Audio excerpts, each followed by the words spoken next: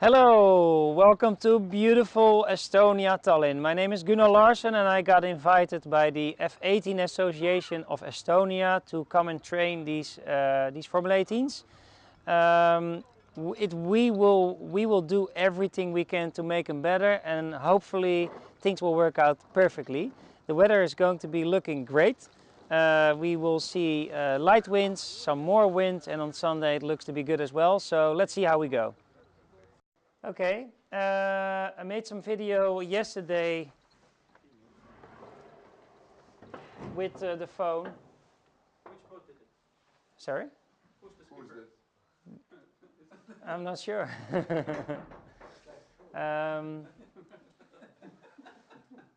But I did not focus on videoing because I was more interested in looking at you guys sailing, because if you start videoing then you only have focus on the video or taking the video. It's a short video that just glued together. And we'll get it here. Great that we have the projector. So I was explaining this to the outside world. Is there sound? Oh. Background, and we're here with the Estonian F18 Association to do a clinic, a training with the F18 sailors. We've got 7 boats today. Friday and tomorrow and Sunday we will be on the water as well, but also at the club. We're now practicing starts to see how we can improve skill sets on that. Keep you posted. Ciao. Okay. I've pasted them in a chronological appearance, and there's one thing that I notice here, and I've written it down on the buoy, on the board, is in this example you can see that this skipper is almost head to wind, and he's using his rudders to bear down, to go to anywhere you want to go. And you see this boat head to wind, there's not a lot of time to go. What you guys need to understand is that when you're laying still with the boat, the only way of steering the boat is by using the sails. The jib sail in the front is in the front, sitting in front of the dagger boards. The dagger boards is where you have grip. The hulls is where you have grip. The rudders is where you have grip. But we all know that you need to flow over the foils, rudders and dagger boards, to be able to steer the boat in an agile way. But once you're laying still, any boat, a monohull, multi-hull, is vulnerable. And what do I mean with vulnerable? Vulnerable is when you do not control the situation. We all agree, eh? I'm not, I'm kicking in open doors, but it's really important to let this information go through. So I see, I'm not sure how long before the start, but let's say a minute or half a minute, something like that. Being close to the line, laying still, makes you vulnerable. And especially when the exercise of yesterday, where the line was ridiculously short, long, wrong, other side wrong, you want to stay in the actual box. Let me try to wind from the top. Starting vessel and the pin end. We're going to start from the bottom up.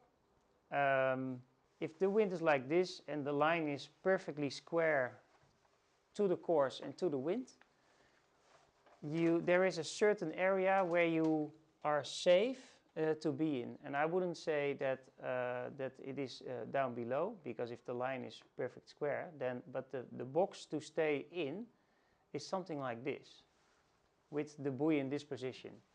If you're in this box in the last minute or 2 minutes, it depends a little bit on the wind strength, then you're safe, because from any position that I just drawn, it is good to be bearing down, get onto speed, sail away during the start. Okay? If you're outside this box, here, it's going to be impossible. If you're here, you have to get into a rush situation to make it in time to the start. Okay, now I will draw with red. Let's say if we put the start line here. This is the delta between the lines. So this is going to be the favorite position to be starting, and the reason for that is that this buoy went upwind, so it is going to get harder to sail away from here, but at the same time it's going to be more busier and harder to sail away from the pin end, simply because of the angle of the wind. So the box where to sit in actually changes. It is probably going to be something like this. And the other way around, if the buoy goes to here, the box will probably be something like being safe, like here. I think this is a really easy way of explaining where you want to be right before the start moment, to know that you're not vulnerable, ready to sail away. The only thing you have to take into account is the other boats and other competitors. All clear? Because if you get to deal with all the competitors, there's always going to be one boat a minute before the start really close to the line. If you see other boats going really close to the line, I'm not sure that you have to be as close to the line as the other boats laying. Because yesterday we had the example, if you can remember, the line was very small. It was perfectly sailable, but only one or two boats would fit between the starting boat and the pin end. There wasn't more room than that. And the boat that was actually first at the line didn't start first because they got pushed over the line over early. They had to restart. I mean, that's slow. That's not how you are supposed to start a race. The second boat, same example. It was over early, had to return back. Actually, the third boat, sitting and waiting, holding its horses, sitting back and waiting and being patient, just pulled in the main sheet and sailed away and was leading the race and won the race. Right? It was won at the start, that race. So this is a really important one, and let's take all this away and keep the normal box. If this is the box where you are pretty safe to sail away from, then I would say that this is 30 seconds, and it's 4 boat lengths, 4 lengths. This is 1.3 minutes, 1.5 minutes, and it's 8 lengths. And this is, let's say, 2 minutes. And this is all rough information, because when there's current coming in, these lengths can vary. When there is a lot of wind and big waves, these lengths can vary. You have to adapt to the situation. You have to stay flexible in how far and how long until to the start is. Yesterday we had a suggestion from one of you saying, okay, you want to know how long it will take you from laying still, accelerate, and how long it will take you to be on the line. Well, if you do it once, then it's 15 seconds. If you do it twice, it's 19 seconds. So there's a variation in that. You just have to be patient and smart on when exactly to go. By steering with the sails, I don't see this jib moving. The crew here is sitting passively on the boat while the skipper is trying to get the bow down of the boat. And what the crew has to understand here is that if you just hold the jib for, how long is it? 2-3 seconds, that the wind blows into the jib, bows goes down, skipper doesn't have to push that hard, you're in control. So this is a typical situation where two crew members have to communicate, okay, we are going down. The skipper is in charge of maneuvering the boat at the start because the biggest factor of changing the course is the rudders. So the skipper is in charge and says, okay, we need to get bow down. We actually call it bow down. If I say bow down, then the crew takes the jib, the bow goes down, let's go of the jib, and we're going bow down or wherever we need to go. But have a look with this new information to see who is passive and who is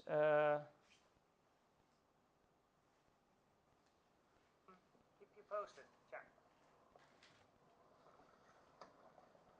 So I see the rudder. You see him pulling on the rudder. Jib isn't moving.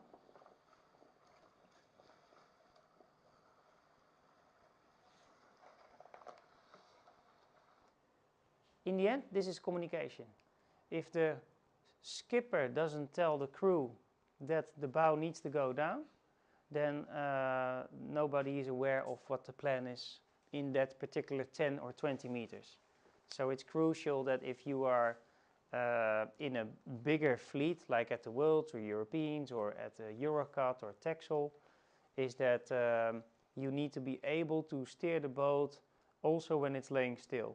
And that's going to be an exercise that we will be doing today, but I will come back to that later. Especially when there's not a lot of breeze on the water, steering with the sails becomes more important.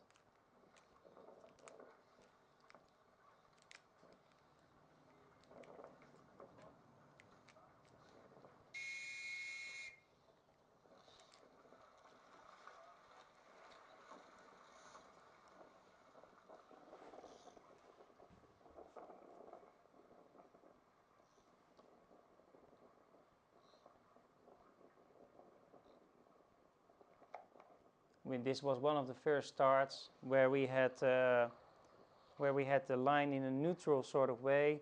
So neutral would say that slightly boat favored. That is the typical line that mostly is being used by race committees, so that the whole fleet can actually pass the line before or actually at the moment of start. So this is another start. Lots of screaming going on, guys. Okay.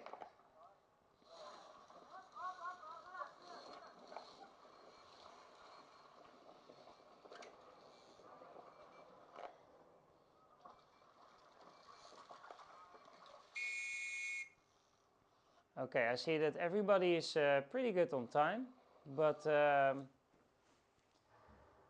jib is as important as the mainsail, although they are very different in size. You see from the beginning here that the jib is completely pulled in already, even though, and I see that the crew is also pulling in the main sheet. Now I'm not sure why that is. Why aren't you pulling in the main sheet yourself? You have an idea, or? No. It just happened. Yeah. Really something that we need to talk about is who does what during the start.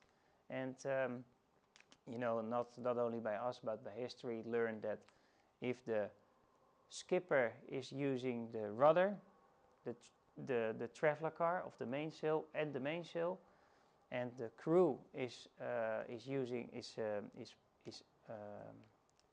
the jib and the Cunningham and its weight to go outside the boat when there's enough breeze, of course. That's the quickest way of starting. And in Formula 18 or double-handed performance sailing, it became normal that after the start, the skipper gives the main sheet to the crew. And the reason for that is that if you have those sequences at the same time, that the skipper stays most in control about the rudder and the mainsail, which is the head sail and the, let's say, the head angle changer, the rudder. The biggest way of increasing pressure or decreasing pressure is not the main or the jib or the spinnaker, it is the rudder, because it controls the angle to the wind, right?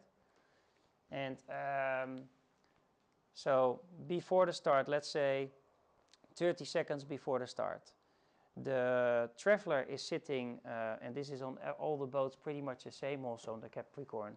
There's the 2 foot straps on the trampoline, right? The basic position for the traveler of the mainsail is at the strap of your trampoline. Okay, so that's probably this much out from the middle, something like that. Then this is 30 seconds before the start, you have enough space from the line. You pull in your main sheet until it is completely popped and ready to sail away on starboard tack. Okay? At that time, the jib is out. It's completely out. And some systems on some boats work less good. To have the jib out, you have to give it a little help because of the self-tacking system and all the purchases there. But it's out and it's not flapping, but it's open and out. In that position, try it today. With the rudder, you can actually, as a skipper, you have to feel that you have to be able to sail away at all times. You need to feel the pressure of the sails on your rudder. Although you are laying still, you will feel that, okay, if I pull the rudder now, then it sails away. And that has, so the traveler car of the mainsail, jib being out, a little tension on the main sheet, not tight, but a little tension on the main sheet will give you the ability to sail away whenever you want. That's what you're looking for. Because an uncontrollable boat laying head to wind is vulnerable. If in the meantime, with you are laying head to wind, there is other competitors coming below you, a place that you wanted to defend, you're vulnerable. That's not what you want. What you want is when you see somebody coming, their intentions is to lay below you, that you're able to sail away and to defend your place that you want to start. Okay?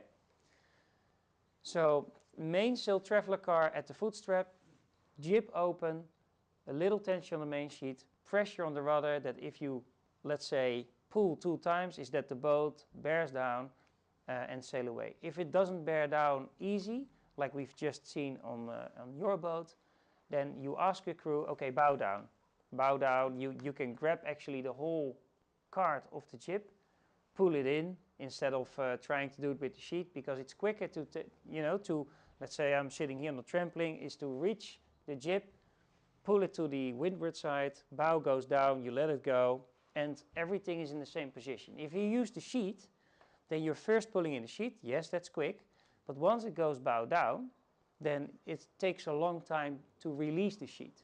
So it's better to take the traveler car to the windward side. You will see the top crews using the traveler car to get the bow down. So 15 seconds to go. You are positioning yourself towards the line. The traveler car slightly comes in.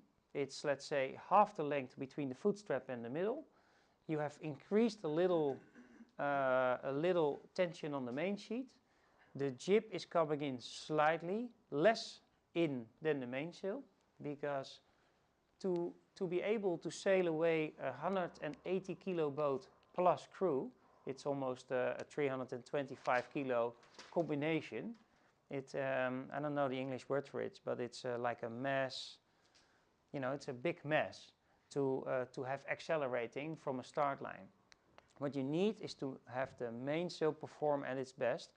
And in this situation that we just saw with the jib closed, it's impossible to get the right flow over the mainsail. If the jib is pulled in before the main is pulled in, there is no normal acceleration possible. Everybody understands that? Okay. So it's better to have the jib slightly later coming in than to have it pulled in too soon.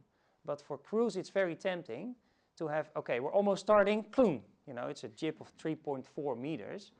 When it's in, you're screwed.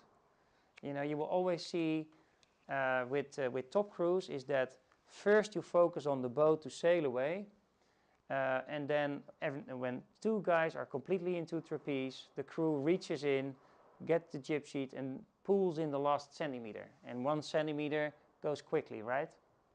It's the fine tune. And when you are up to speed, that's where you fine tune the jib. Can you repeat once more? 15. 15 seconds.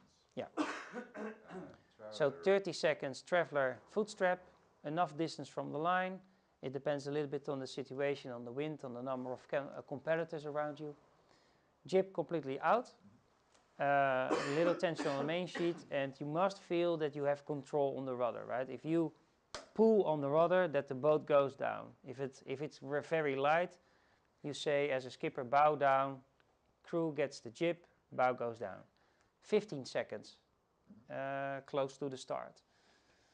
The traveler car is already on the half between the foot strap and the middle. Main sheet comes a little bit in. What's important, if you pull on the rudder, the boat will accelerate quickly. So you have to be careful to not pull on the rudder too early, because then you will have a OCS. Too quick to the start line. The crew is focusing on countdown. On countdown, the crew is focusing on how many lengths of boats to the line, and pulling in the jib, but not too early. I'd rather have 1 second too late. I'd rather have 3 seconds too late than 1 second too early, pulling in the jib. That's 15 seconds before the start, okay? Our goal with the F-18 is to have enough distance from the line and to be enough free from other competitors, is that we can start accelerating the F-18 at 7 or 8 seconds before the starting signal. So 7, 8 seconds before the starting signal, we want to pull in, start sailing, so we have speed at the moment we cross the start line. So you're saying that 7 or 8 seconds is enough to get the boat to full speed? Yes. Okay. It's a general rule. If we are at the Worlds and we need to beat world sailors around us, then if we don't start sailing at 7, 8 seconds, we're dead. And that's a very big difference to a lot of competitors. They start pulling in 1 or 2 seconds before the start. But the trick is going to be to not be over early, to not be seen, and to not have the competition around you rolling you or luffing you. And that's one of the reasons that when you sail against us is that we're always more onto speed 1 second before the start. Those last 10 seconds are critical for your race. I mean, it doesn't make your race, but it's, as yesterday said, the most competitors you can pass during the start line, at the same time. And this is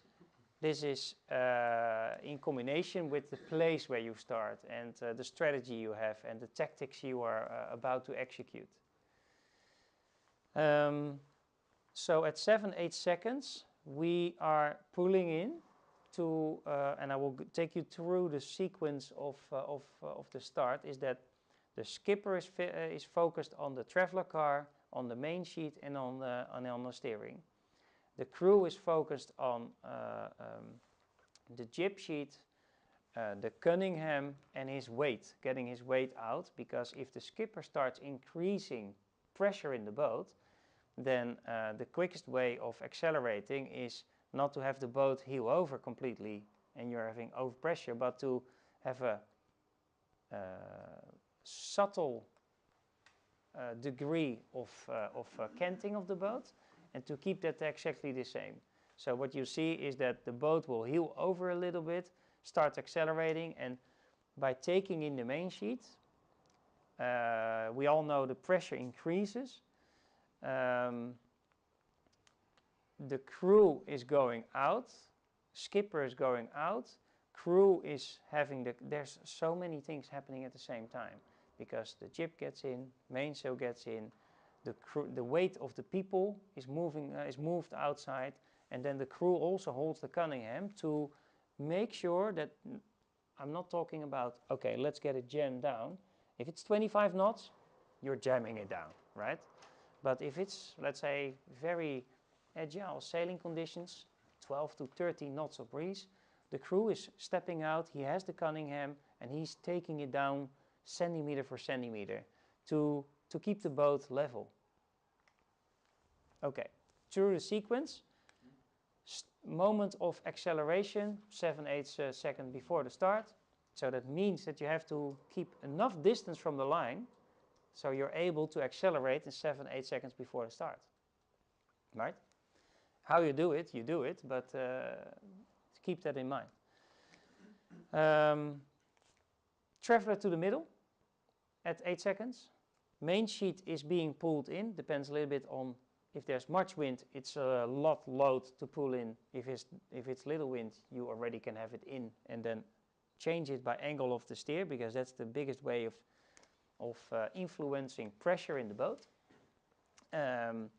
Crew at the same time, this is not first the skipper and then the crew. At the same time, the crew is already being hooked in at 30 seconds before the start, ready to go out. The pressure is coming into the boat starts heeling, crew goes outside, pulls in his jib, not jam it completely, but pulls in his jib to a reasonable way of having it pulled in. Then has the Cunningham in his hand, and while the skipper is pulling in everything, also coming outside, the boat's heeling, the crew is taking the Cunningham to take away the pressure that makes you heel into forward speed. That's the way you sail away at the start line. Okay?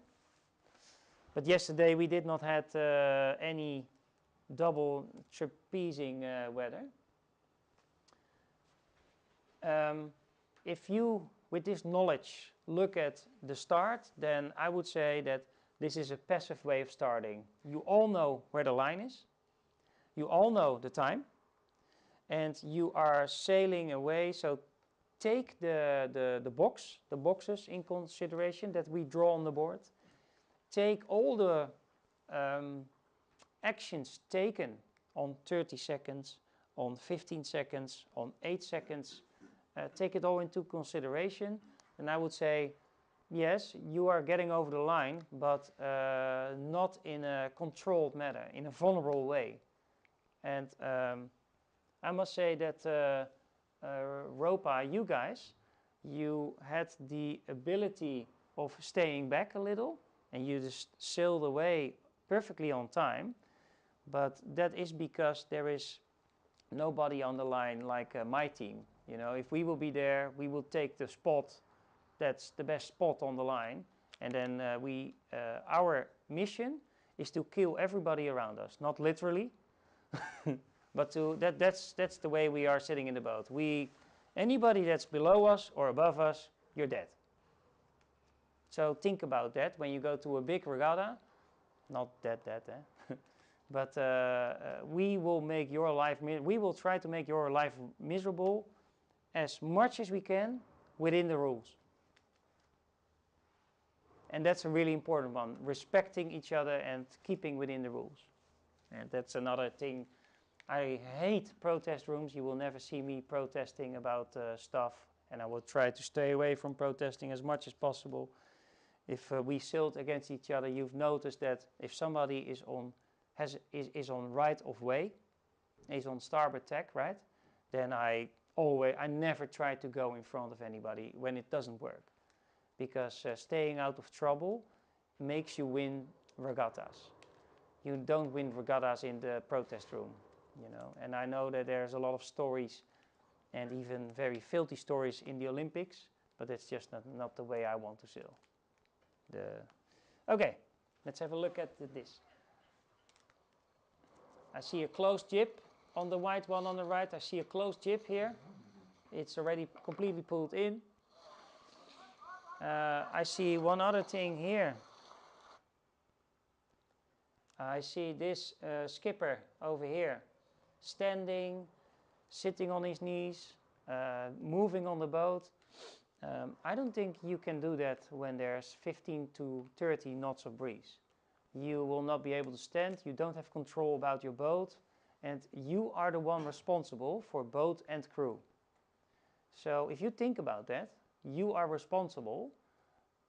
If you capsize the boat and your crew gets injured, you're responsible, right? So normally at the start, you sit down when the wind is up. Even after 30 years plus, I have one foot underneath the foot strap. I always tell every crew, okay guys, hold on, because when it's windy, you want to maneuver very aggressively to, let's say, okay, we want to be in that spot, but we want to lay the boat completely still. To have a boat completely laid still, you'd go head to wind very aggressively, like you stop the boat by steering aggressively.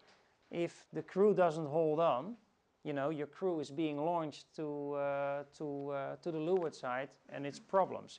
It's a lot of disruption in your starting moment, and especially in that last minute, everything becomes really critical. So you can do this nicely in 6 knots of breeze, like yesterday, 5-6 knots. But I'd rather have you sit down, because how is it for you possible to see what's happening behind the sail, you know, behind the jib? You need to sit down, have an overview, and when you sit down, you keep on looking around you what's happening. And when the crew thinks that there is another boat coming to do something to you,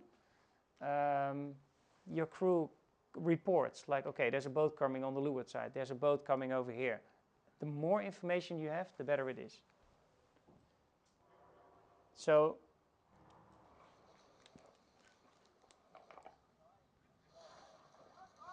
I don't think you are even aware of that you're doing this. Here comes, yeah.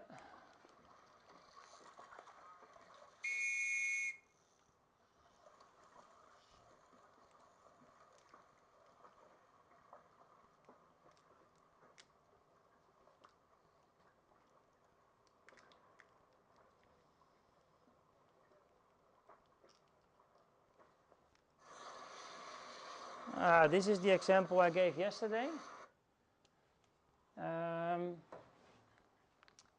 If this is in the race, upwind, and I pointed out, okay, you can pull your main sheet a little in.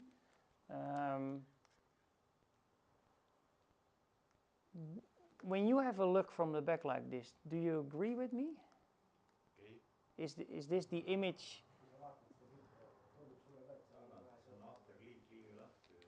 Yes, I agree. You agree? A little bit. It's not much, and the more you pull it in, the more critical it becomes, right? So if the wind strength drops, then you have to let it go again. But if the wind's up, like from 5 to 6 knots, when it's up, then you have to pull it in, because you are losing a lot of pressure in the back. And what you are looking at is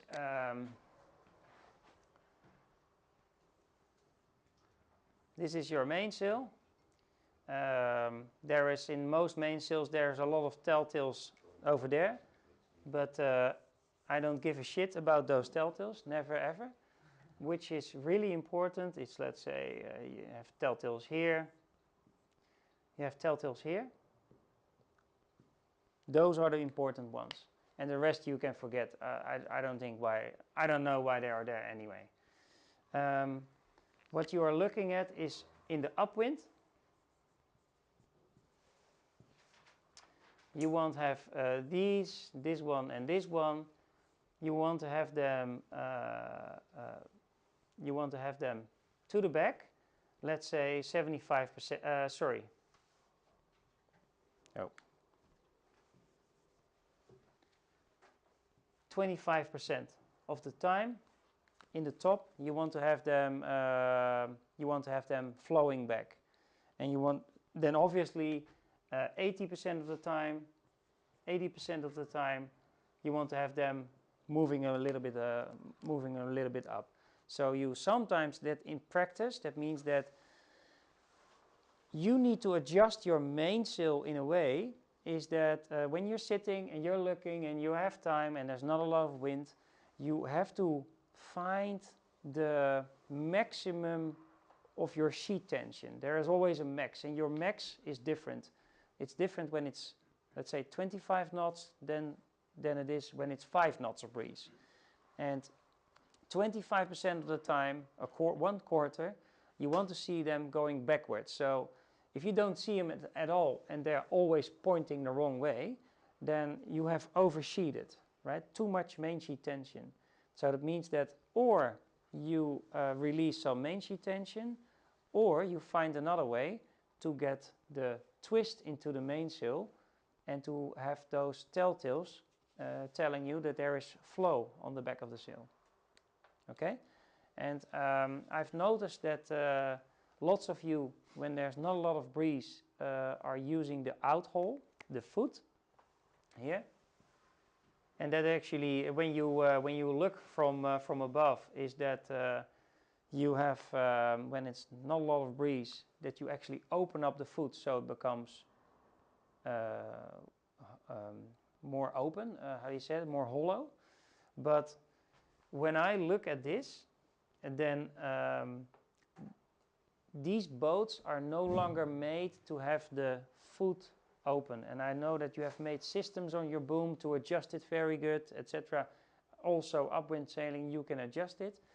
But we never adjust it. We have it at one spot, always, in 0 knots, or let's say 1 knot of racing and 30 knots of racing. We don't adjust the outhole because it has no use of adjusting it. These sails are that full, they are that round and that full, is that by having it open in the bottom, it will create more depth in the bottom, which leaves you not being able to pull in the main sheet when it's that light. So what my suggestion is just have it flat in the bottom, don't adjust it, take off the systems. The only way the system really works is when you have a long distance race and you're reaching, it's a very narrow window where it works in, and have it flat as possible, because I see that this is already quite full, this is quite flat. I maybe understand why you are sailing with your sheet open. When I look at this, it probably feels very forgiving. If you go upwind like that, it's very forgiving to have your sheet open, but I really suggest that, and there were a lot of you, to have your main sheet a little bit more in, and the foot straight, and to have your main sheet a little bit in. That's my example. That is why I filmed this. And I will come back on the downwind on that.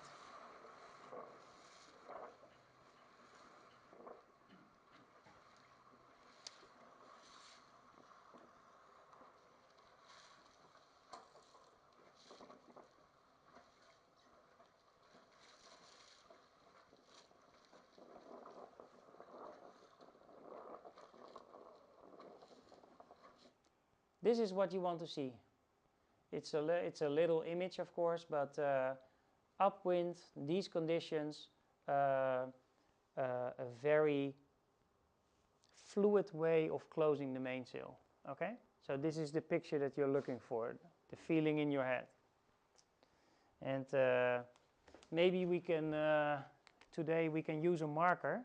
So we pull in the main sheet, as I think you need to be sailing it. Pull a marker on there, like with a marker, stift. And then during racing, you can follow the marker like, okay, where am I? That's another way of benchmarking how tight or how loose the main or jib has to be.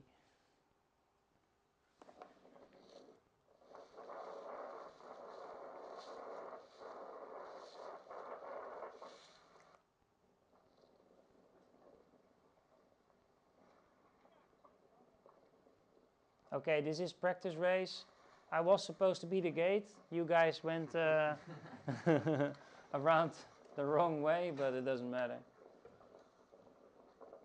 I think you saw that afterwards, eh?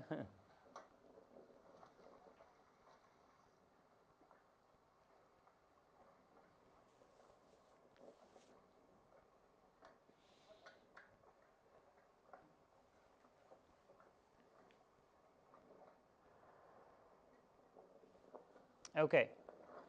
It's easy with video to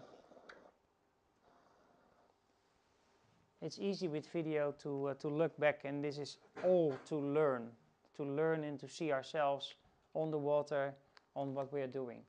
With this example, you see that this boat did not prepare itself to lower the spinnaker. The crew is responsible for the spinnaker, so when you come at the bottom gate, you start with having the things done that you don't want to think about anymore. Okay, so when you go downwind towards the gate, it's good to have, if you want to have dagger boards down, is to have the dagger boards down. Mast rotation in, because both crew members are in the boat anyway, so it doesn't matter if you have your mast rotation out or in. You already make sure that the jib sheet is in its cleats. You already make sure that some of the Cunningham, if you use Cunningham all day, is already pulled.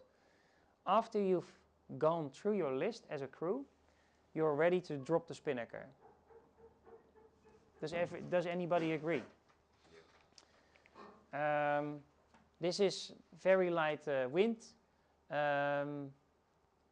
but still in the very light wind, the crew on this boat did not prepare enough, because when the retrieving line of the spinnaker jams, to me it is that the crew hasn't prepared, because if you have enough time in these conditions to prepare and to really do your thing, is that you make sure that there's no tangles in the line. You make sure that everything is prepared, so you can, when you come at the buoy, you can drop it.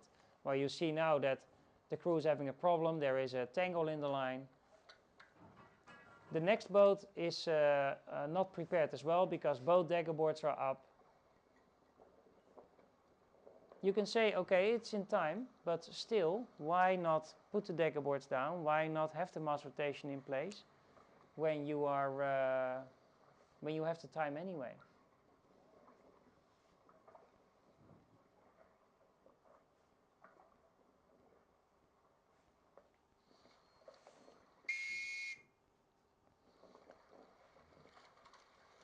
A little bit late.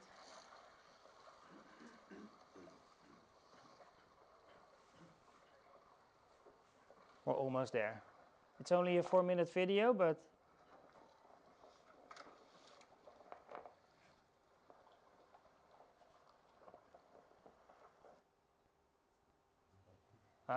pictures.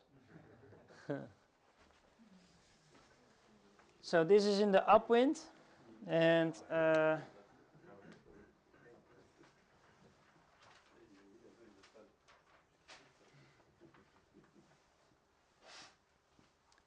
downwind.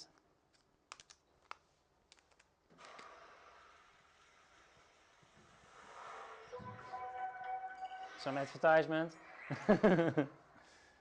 Downwind, you want to have it the other way around. You want at least the other way around. Downwind, these things are 80% flowing, flow. And I mean 20 and 80, of course, but you want to have the majority of the time to have a flow on your telltales on the mainsail in 5 knots of breeze and 25 knots of breeze. And of course, automatically it will happen that in 25 knots of breeze they will be flowing because there's a lot of wind. But if you can't make it flow with the main sheet, if you have your foot tight, so the bottom is flatter than I've seen on the picture, and you can't open your main sheet enough, there is one other thing of trying, and I told some of you yesterday, is to pull the Cunningham a little bit. And if you go downwind and you pull the Cunningham a little bit, the mainsail opens up very easily because there isn't a lot of tension on the main sheet in the downwind. When it gets windy, of course, yes, but in the conditions of yesterday, if you pull your Cunningham a little bit, take the wrinkles out and pull some pressure on the mainsail in the front, then it will open up automatically. Okay? And having this flow, constant flow of 80% downwind is really important. That's when you are quick. And the trick is to have it I'm constantly playing with the main sheet the whole downwind, so I don't cleat it and leave it. No, I'm constantly looking and feeling and searching for this combination, the 80-20%. Okay? Okay.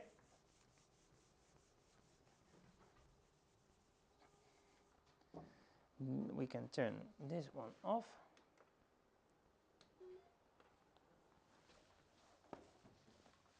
Okay. Open the door a little.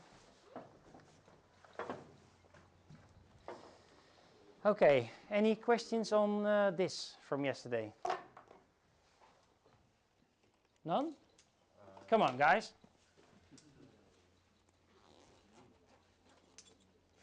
We at least need one question. I have a question. You mentioned that crew must pull jeep in before the lower mark. Did I understand? To cleat it, to at least have it cleated in the cleats. Okay. And if you work on that and you train, you are, when you go downwind like this towards the gate mark, and it's like a couple of seconds before you head up. Yep. If it's 25 knots and you pull in the jib too early, then you will heel over, right? But you have to find your setting. At least make sure, check. Okay, when you look around the boat, don't be chaotic and do nothing. No.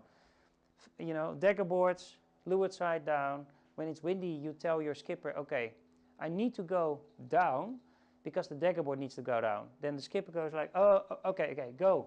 There's always a little gap. And if you're in time, then there's no rush, right? If you're in time, you have the dagger board down, you have the windward dagger board down, you cleat make sure that the rope is in the cleat of the Cunningham, make sure that the cleat of the jib sheet is cleated on both sides, and because if you start lowering the spinnaker, you know, you grab the rope, you click it so it's loose, and you put spinnaker away, the first thing you want to do is to go in trapeze, put your hook on and go outside and pull in the jib, take over the mainsail. If you rewind, you know, go back, you're standing in the middle of the boat anyway. I mean, if you're here, you can reach jibs, you can reach Cunningham, you can reach daggerboard. You're in the center of the boat. So it is so waste of time that if you're going downwind anyway, floating towards the buoy in 5 knots or 25 knots, then why not check it while you are there? It is a waste of time that if you go into the upwind, is that the crew has to go in, and we all remember that if you have to go in because the jib sheet is not in the cleat on the leeward side and the boat goes like this and you lose a lot of meters. when you are already in the upwind. And when you go downwind, it's easy. I would say, you know, if whiteboard marker, if this is the gate and this is the wind, and you still have, let's say, 150, 200 meters to go. Same here, is daggerboards down here. You know, 150, 200 meters, daggerboards down, because it doesn't really slow you down. At what wind? About 5 knots, 10 knots, 15 That's for you to figure out. Okay. That's what you have to find out, because if I give you a number, it doesn't tell you anything. The principle is just get those daggerboards down, you know, because you don't have to worry about it anymore. And daggerboards, mast rotation, all the sheets cleated, check, you know. Then you check the line, the retrieval line of the spinnaker, if there's no tangles in it. And when there's no tangles in it, you start pulling on the retrieval line. There is I think, maybe after this theory time, we go to a boat and I explain also how you drop the spinnaker on the boat. Maybe that's an easy way of showing it. It starts to come alive. Okay. We now move on to, this was about yesterday, we now move on to mast settings, sail settings, foil settings, trim settings. Mast settings. It's quite easy for the infusion to give you guys tips on where you set your mast. Last year after the Worlds we published a list with all our settings. I don't know if you guys have seen it with our weight. It was our settings. I believe it's the spreader rake. So spreader rake.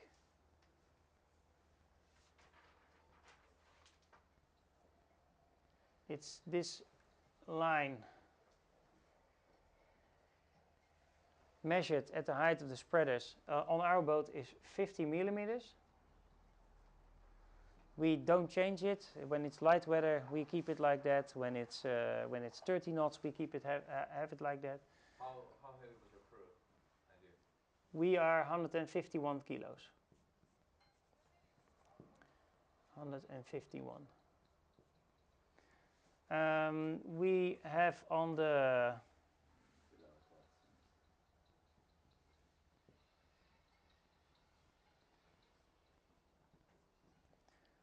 diamonds, we have on the, you guys use the loose gauge meter probably? Yes. We have between 36 to 42. 36 is, let's say, between 0 and 10 knots. And this is, let's say, 25 knots plus. 25 plus. So we sometimes have races in the world of 33 knots gusts. And then we have it like that. And in the middle we have just a couple of stripes, so we know where 38 is and where 40 is, and that's the variations we have, to keep it simple. On all our boats, I'm not sure on your Capricorn, can you adjust the diamond tension easy, or is it two sides? Two sides, okay. On the C2, they actually did the same as we did on the Nacra. We did not invent it was actually Marström from Sweden who made it on the M20, who made it, and we copied it from Marström because it was such a great idea. And then everybody else copied us in the Formula 18 because it's so easy to adjust. On the races, we have we have a spanner, of course, of 17, and we are very actively in checking always the wind and knowing. I told you yesterday, from the moment we go from the harbor onto the race course, we are busy with the wind, with the conditions, with everything until the last race is finished, and then we relax. But this is very active one. You see us always before a new race. You see us always checking if we need to adjust, because if the wind increased, we put more on. If the wind decreased, we put less on. But obviously not less than 36. Then we have the rig tension, which is this one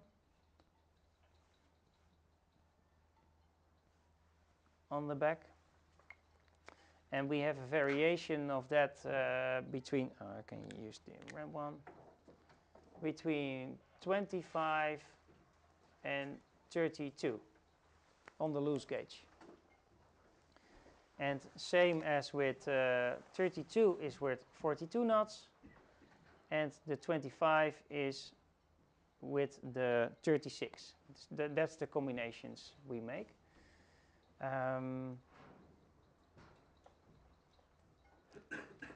Mast rake.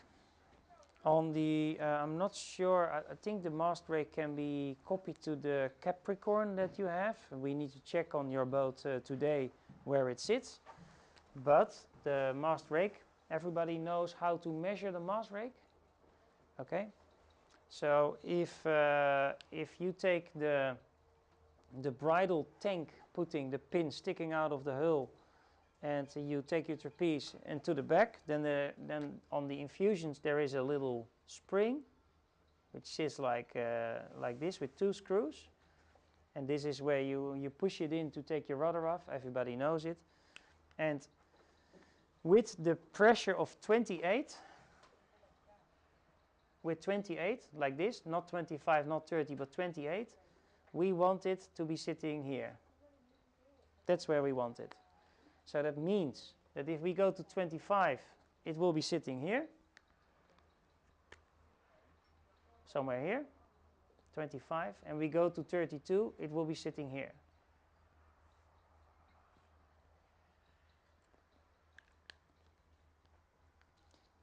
And this mast rake is really, really important on our boats, on all the boats we have. If you are experimenting with having it further back, you will find out it's not working. If you will experiment by having it much forward in the lighter air, it will not work. We figured it out over the years that this setting is the setting. Okay? Any questions so far? I can imagine. Just to be clear, you measure it from the front of the boat from what location? I just want to have that on video. If somebody else is watching, they don't maybe understand. If you could just put the boat forward end there. Yes. You have where you measured at the back. Just. Well, I'm not an excellent drawer. Does it? Yeah, that's so right. Two trusses coming, so you. There's actually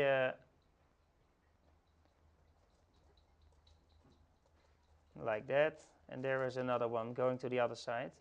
It is actually from that point on that you, if I have a piece of rope here, is there a picture of a boat there? Sorry? A picture of boat there. Well, if this is the trapeze, then normally it sits like this, and you take the trapeze, to that point, and the reason is benchmark, so you always know that you are measuring exactly the same. You take the trapeze to this point, and when you take your trapeze back, it's actually sitting, this is the point that I mean. So you know that if this point sits further back, is that you still measure from the same point in the front. If this point is in the front, then it's going to be another place on the boat where it goes to. Okay?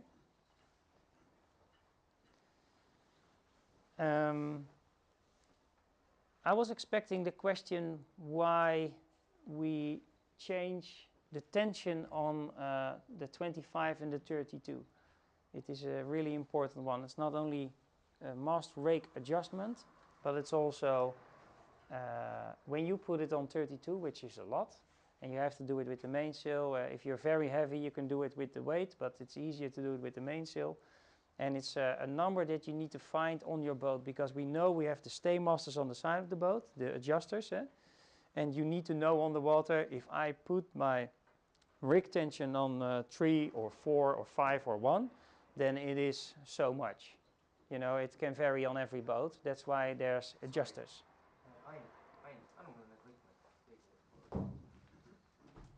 Nee, võtmed. Kus on need võtmed? Ma ei tea, need uksed.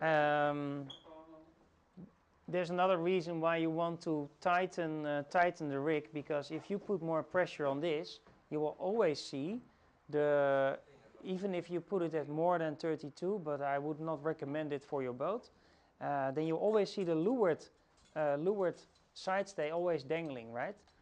It is pretty much about, that doesn't matter, because when the mast is bending, you know, when I do this, when the mast is bending, because you're pulling in the main sheet, mast bends, you're pulling in Cunningham, mast bends, then the hound, the place where the rigging is attached, will come down. It's not a lot, but it will come down. And that's why the side stay on the leeward side is always dangling.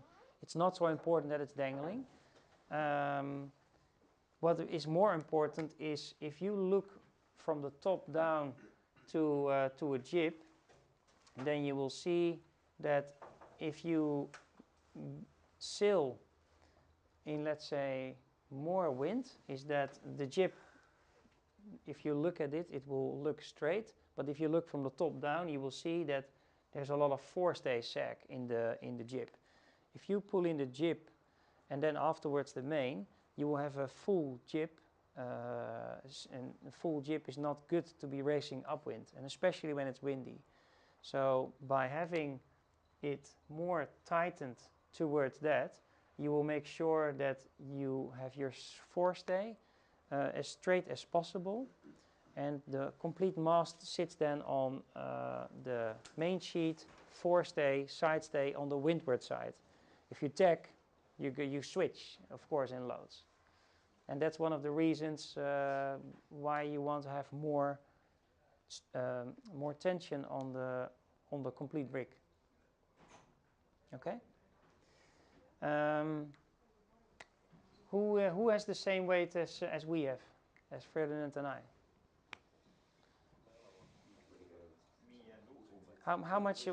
What's the highest weight by you guys? Is it 165? 165? Okay. I think there is, and which is the lowest weight? I think it's us. How much is it? 150. 150. Okay, 150. Your boat is slightly different, and you know, we know that your Formula 18, if you beat these guys, then you've done an excellent job, because your boat is simply, it's older, it's old-fashioned way of sailing with piercing waves instead of sitting on top of the water. So when you guys win from an infusion, you are doing an excellent job. And I'm sure that in the near future, you guys will be looking to change your F18 into an infusion. It doesn't have to be the new one, but you know, within 1 or 2 years, you will make a big step if you go to the infusion. Maybe you can, you know, for a regatta borrow one, or check it out, or you know, find a sponsor to do the upgrade. But so your sails work a little bit differently, because not only the boat is different, also your head of the sail, of the main sail, is smaller, and there's all sorts of things different in the new modern boats. But I think we have a little trim sheet for the infusion. If it's, let's say, 165, I think we recommend 45 millimeters. And it's not favorable to go below the 45 millimeters, because you want to keep this angle of the spreaders to have the mainsail working good enough. So 45 millimeters. If somebody is weighing 140 kilos, 150 kilos, it is 50 millimeters. And so this is your benchmark numbers. I'm not stating that you guys should be setting your boat like this, but now at least you know how much you can go to. If you are 140 kilos, you can take it to the 55 mil and anything in between. And You if have we- 155 kilos. What do you recommend? Well, anything in between. 50, you can try 48 millimeters. But if we No, have like 40. two full guys, 180 Yesterday for the Capricorn. Sorry? For the Capricorn, he said the Capricorn. He likes to know what is your suggestion for the Capricorn. Maybe there is mass difference, but anyway. 165. Do you know your spreader rake at the moment? Sorry? 20 20? 20 millimeters he has now. Really? Okay. I trust to 55. Last year he drove 55, but Yeah. he feels that it doesn't work at all. I'm sure that Capricorn website has information on it, but what do they tell you with 165 kilos? Nothing. Nothing. Seal on nii palju erinevad, There is so much differences. difference is amazing. Yeah, and it's a difficult one because I don't want to give the wrong number to you. Yeah, but if I will have a look at a little closer look to how the sail mast combination is working. We can check it on the beach here as well to see if we can flatten it out. But in the infusion, we have built in a certain amount of pressure, and there is teams being very successful up to 172 kilos. Yes, they will not be interpiece when 140 kilos are interpiece, and you will never change that difference. But there is a window which the infusion can operate in, and it's quite a large window because the lighter teams can still take away most of the pressure, and the heavy teams can build in the pressure. But with the Capricorn, I think I need to have a look on what's going on. The general idea what you're saying is that the heavier the crew, the bigger the gap. Sorry? So The heavier the crew? If you have like two normal people, not professional sailors, both at 90 kilos, so that's 180 kilos of crew. So that would take you to 55 mil or somewhere. They will take it to 45 mil. Okay, that's still. So this is 160 up. Okay, so no less than 45. Yes.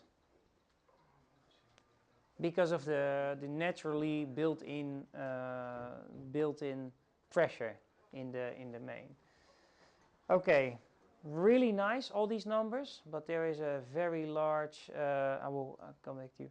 The very large factor, especially in the infusion, because we know that the dagger boards of the infusion are long, and they're now all these numbers work if you take the settings of the dagger board into account. The dagger board of an infusion sticks down, I think it's 1 meter 19, it's very long.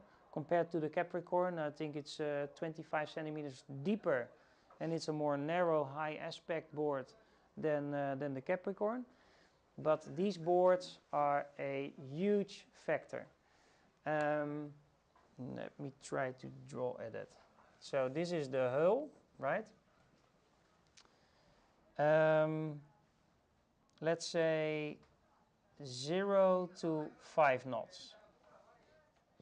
Not a lot of wind. You actually have the boards 10 centimeter up, which is this number, right? So this is going to be the But they have only one board, this new. the current ones. Okay, two boards. But what about others, the older dagger boards? Yeah, I will first explain the current boards. So 0 to 5 knots, it is that less breeze. It's not a lot of wind. If you put the dagger boards completely down, and it's something that you have to switch into your mind because you think there's no breeze, boards down. Well, actually, there is not enough breeze to have the boards completely down. There is more drag under the water, resistance by the fluid of water, than you can actually handle with the boards. So between 0 and 5 knots, 10 centimeter up. It's going to be hard on the boat because you think like we need more pressure. It's not working, just so you know. Then between, let's say, 5 and 10 knots down. And that's a very nice feature on the current infusion. If you put them completely down, you are the king upwind because it really gives you the ability to have maximum grip, maximum pressure, and maximum speed. Therefore, you can make use of the full length of the dagger board between 5 and 10 knots. Okay? 5 to 10 knots speed. Wind. Wind. Yes. Yeah. 10 to, I will keep it symmetrical, 10 to 15, 15 to 20, and then plus, right? This is 10 centimeters up. Yeah, 10 centimeters up. This range is your 2 guys, fully in trapeze, sails in, Cunningham on, 10 centimeters up. And I am talking in general here, let's say that I'm talking for a team that weighs 155, 160 kilos. Okay? So when I'm a little bit lighter with Ferdinand, I always pull them up a little bit further than I'm writing down here. So you know. 15 to 20 is 20 up. And I still want to do one extra one. 20 plus, it is 30 up. 30 up. So what you probably recognized on video or pictures is that when it's 20 knots, we have the dagger boards up 25 to 30 centimeters. It's a lot when you look on the deck, but if you know and realize how deep these boards actually can go, then it will give you enough pressure because there's enough foil underneath the boat anyway. So this is something to really think about and to take into action, because you can use all these numbers in the infusion, but if you're always sailing with the boards completely down, then they don't work. Then you will be overpowered, or in other words, not have enough forward motion or forward, right? So this is an important one. Yesterday, It's Upwind, yeah. upwind, yes. And in, sorry, I forgot to mention that. This is in the upwind, and in the upwind, it's the leg that takes the longest. So there is much to lose and much to gain, right? Any questions on the dagger board settings? Is a dagger board up the first depowering action you take after you have full Cunningham and both on a trapeze, or? Actually, with the this is already double trapezing, I would say, with a team of 155, 160 kilos. This range is critical when you want to pull it up. It is up to you to test it and to decide what is quicker for you. But the most important principle of this explanation is that do not push your dagger board, and it's the same for your boat. Do not just push them down, because down is down. There is, if you look below your boat, there is there's a big dagger board over there, which is too big to use in all conditions, and you are quicker upwind by having it sometimes pulled up. Okay. Because of the less drag, right? Less drag in light winds, but also less pressure, less grip if you pull your dagger boards up, you're taking away grip in the water, which reduce the pressure in the boat, which you can use because between 10 and 15 knots, you don't want to have the dagger boards down anymore because they're too big under the water. Yes, drag, but more pressure. You want to be able to use pressure into forward motion instead of always heeling over. Right? That's why your dagger boards, when you set them halfway, there's these little rubbers. They must be adjusted in the right way so they stay up, so they're reliable when you pull them up halfway. So this is pretty much on foil settings, mast settings, and rig tension settings. The trim, I would say that in wind between 0 and 5 knots, and not everybody or anybody is able to heel the boat over, but between 5 and 10 knots, we normally have the boards completely down, and we don't touch the Cunningham before we are completely stretched and starting to get overpowered. Right? That's when we start touching the Cunningham. Do you still bring the wrinkles out from the sail? No, the wrinkles are unimportant in the front of the sail because the driving comes from the back end of the sail anyway, from the trailing edge. So the wrinkles are, we don't look at the wrinkles. The taking out the wrinkles and putting some Cunningham on the mainsail is interesting when it's between 0 and 5 knots. You don't need the depth of the sail because there isn't enough wind anyway. So if you pull your Cunningham a little bit, you're flattening the sail, yes, but that makes you able to pull in the main sheet a little bit to play with it. Sometimes you need some Cunningham, as I explained earlier, in the downwind or in the upwind between 0 and 5 knots to have some tension in the front of the mainsail, to open it up, to have some twist so you can pull in as a wing. And between the 5 and 10 knots, we do not touch really the Cunningham until we are 2 guys out in the wire, fully stretched. And if we start to get overpowered, that's where we start touching the Cunningham. Yep. So going deeper into settings during sailing, we've got the trim settings. We've got the dagger boards, which is a huge factor. First, have a question. Yeah, you mentioned about the old type of dagger boards. Yeah. Does it differ? Yes, there is a difference because these boards, they have a larger chord length, so they are wider, a little bit less high aspect, and they are shorter in length. So they are shorter. Same principle as explained here. So you will be pulling up, but I would say that with the 0 to 5 knots, you have them up also 10 centimeters. That's the same. In this you have them fully down, and I think you will have them longer with a little bit of more breeze down than with the high aspect one. The principle is the same.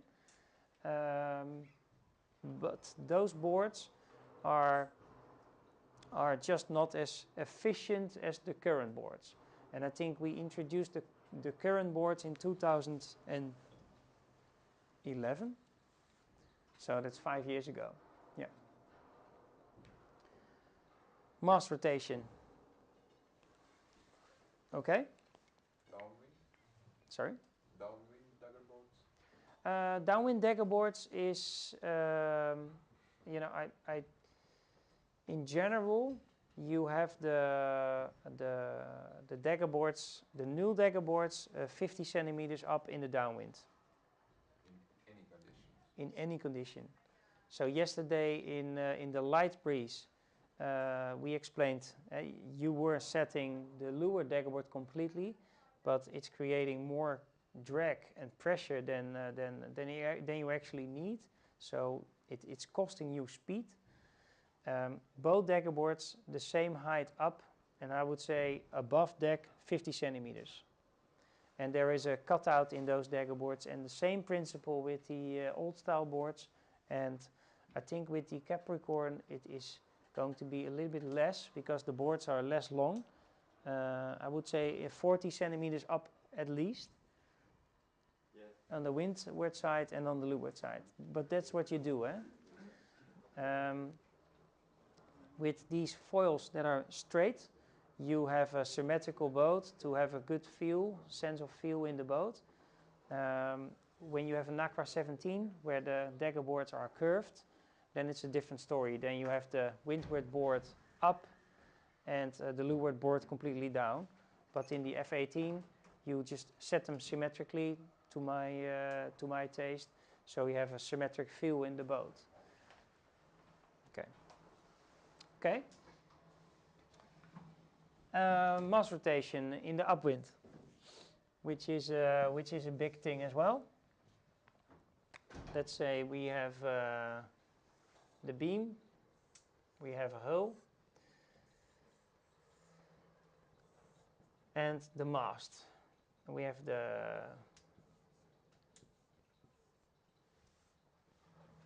a side stay somewhere here, 2 sides, and the dagger board, something like that.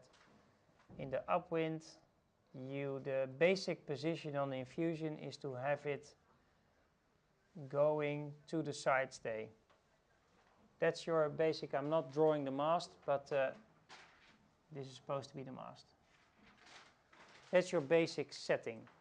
And the basic setting with these numbers, these numbers, and this dagger board setting. Okay, so everything is attached to everything. If you neglect to do the dagger boards right, then the numbers don't work. If you don't have the numbers right, then you can do whatever you want with the dagger boards, then the dagger boards don't work. You need to find this balance, this trade-off for your team in your boat to find the right, in the end, height upwind and the right forward motion. Everybody, I can take this away? What happens if, I think I will explain the basics of it.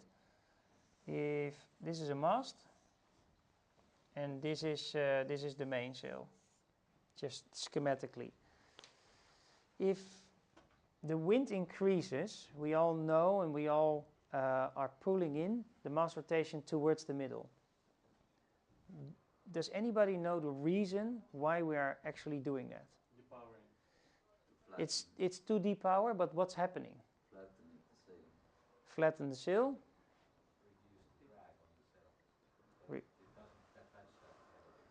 Flatten the sail, reduce drag. Mast Bending. Changes. Yeah. Change.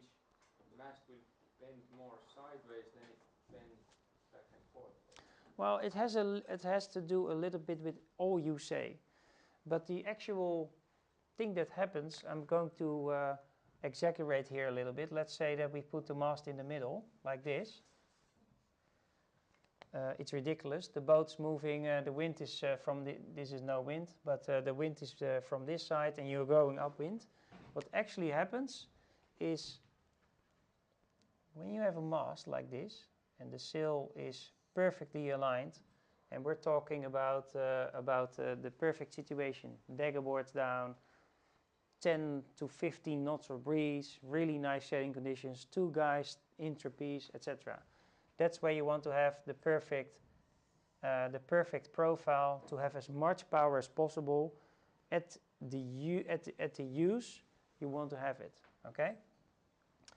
If you I can draw that here. If you have in the extreme situation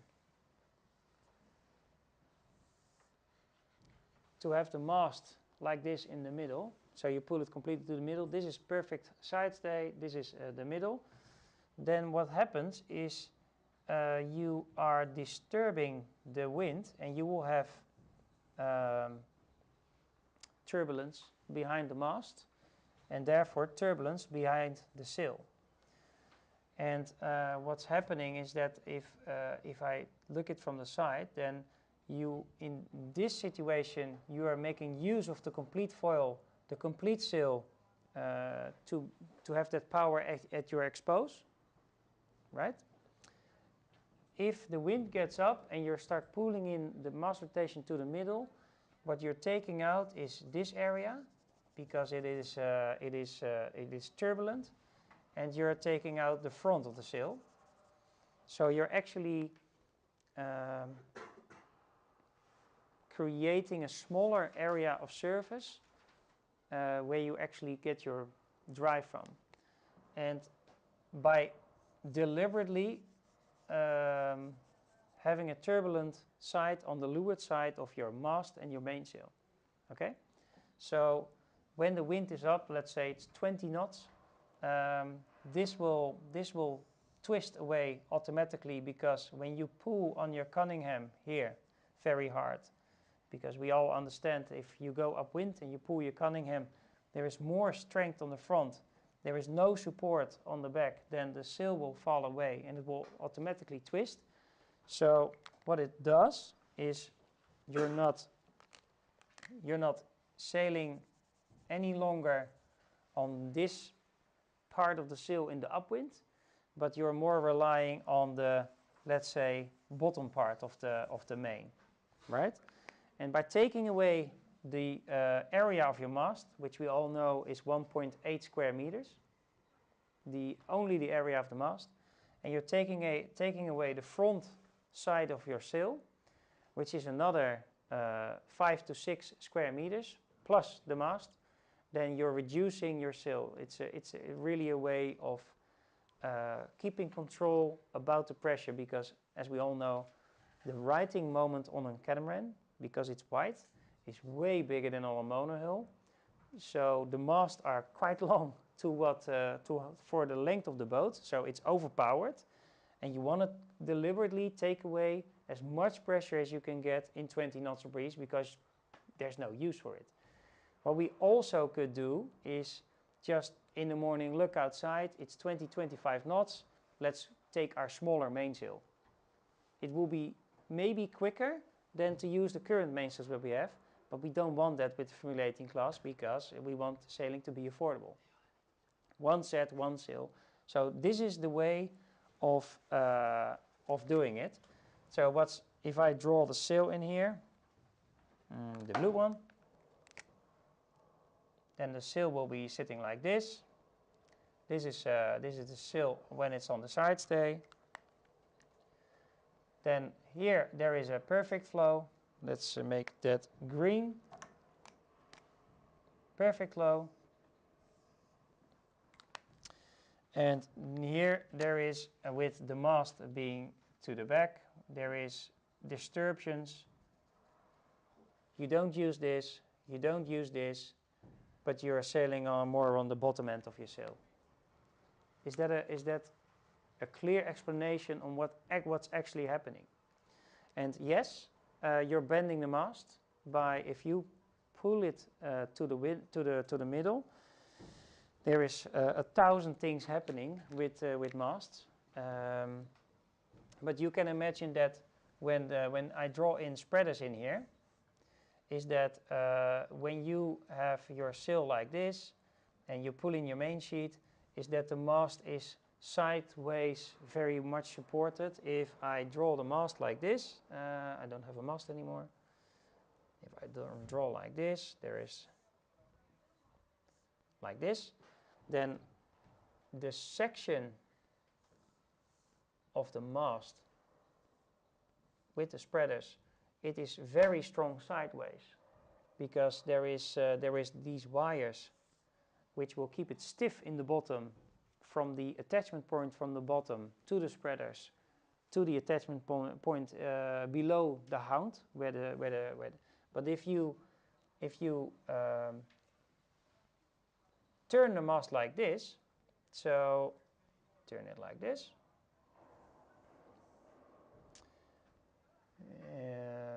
then the spreaders, and the loads go, and the loads are like this, then the mast has the tendency to bend sideways. But mostly the top will bend away in this section, which I haven't drawn.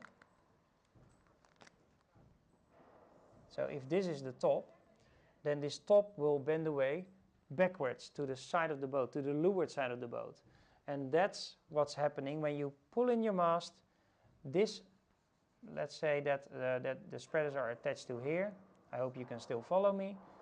This side is not supported because there is no diamonds, there is no wire, there's no spreader. It will bend away, and that's where it helps to have the top bend away. That's a piece of area that you cannot use anymore when it's 20 knots plus anyway. Then the really important one for the downwind.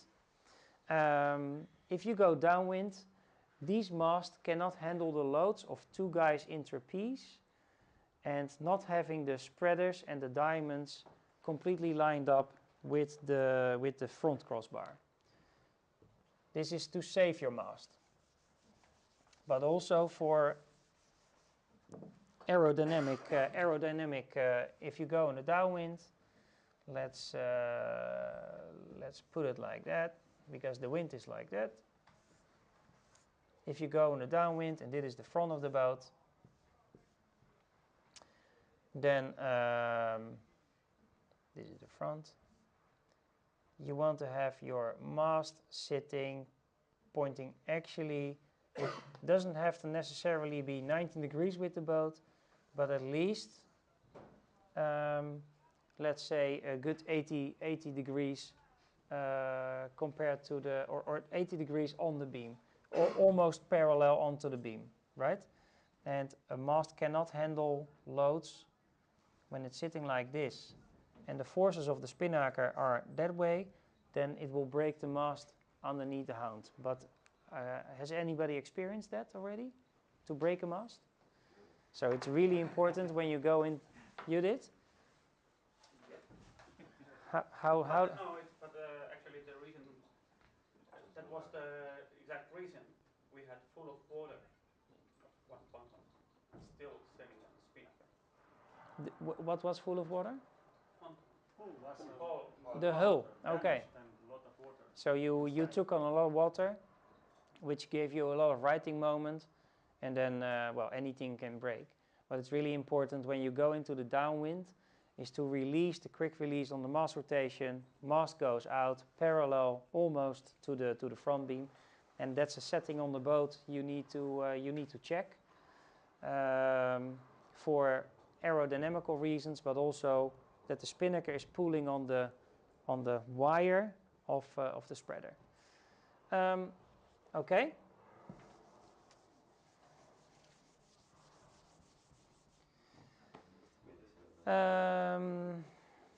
I think I can take this away, and we go to. Are there any questions, guys?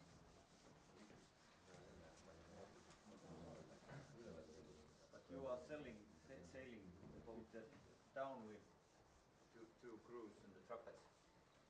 No.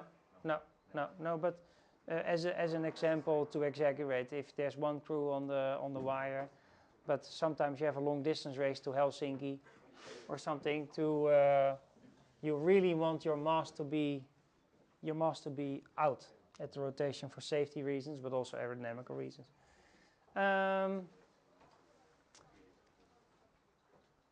There is a couple of exercises. I think we move on the explanation of this afternoon. Okay. Is there anything I wanted to ask that for this morning that you want to practice yourself somehow? Is there any input from your side that you want to practice? Mark roundings, if possible. Okay, well, the mark roundings, there is a really good way of training that, and that's in the races we will be doing.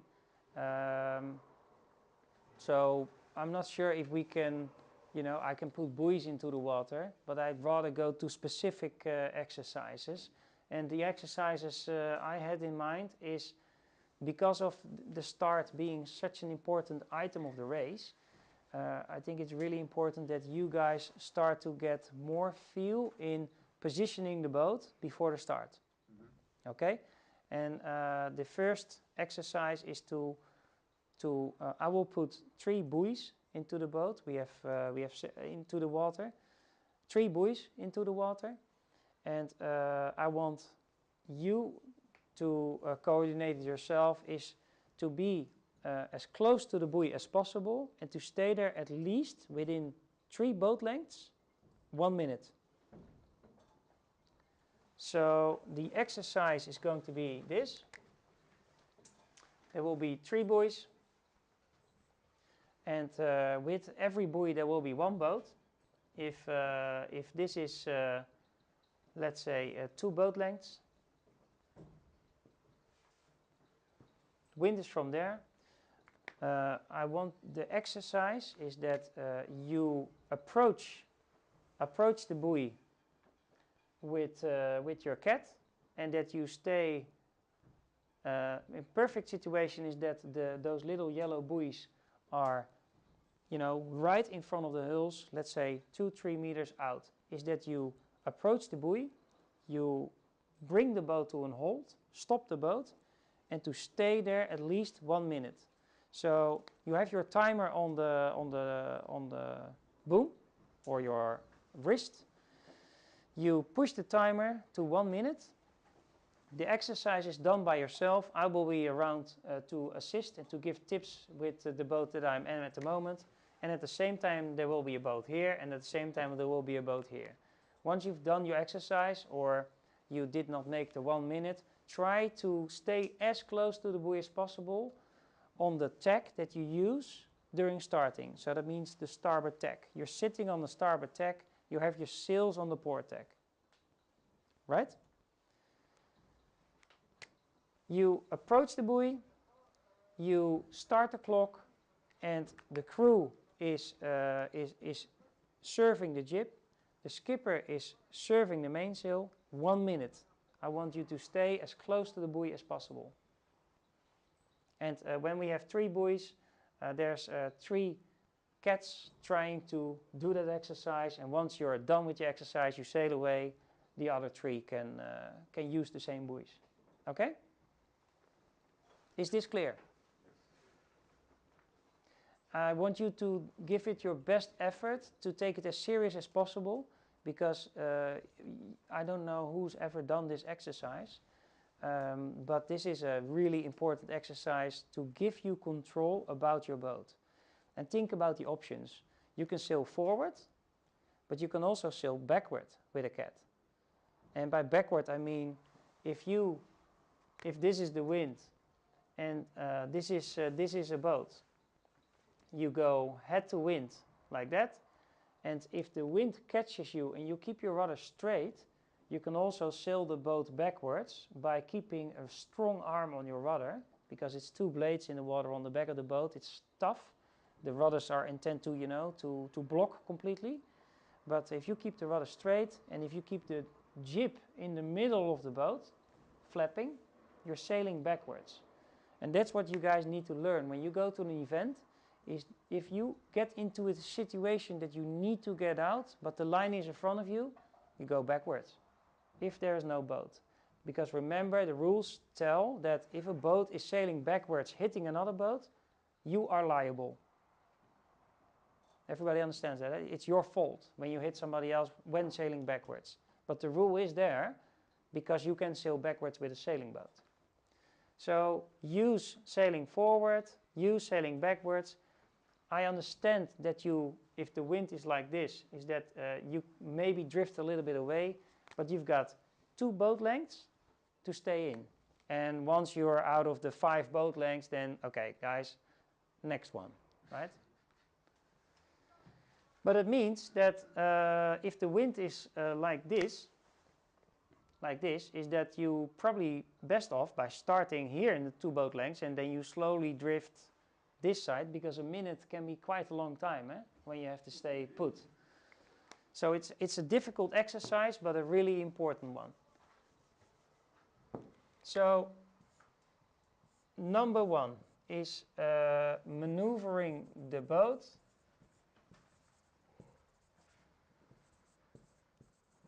at buoy. Number 2 is going to be the starting line. I will anchor, once we are done with the positioning and the maneuvering of your boat, staying in position, I will put a starting line into place. It's going to be quite a long line. And I want you to, one by one, because I can only, it needs to be as clear as possible, right? And luckily you guys arranged the megaphone, so I can say like Estonia 21,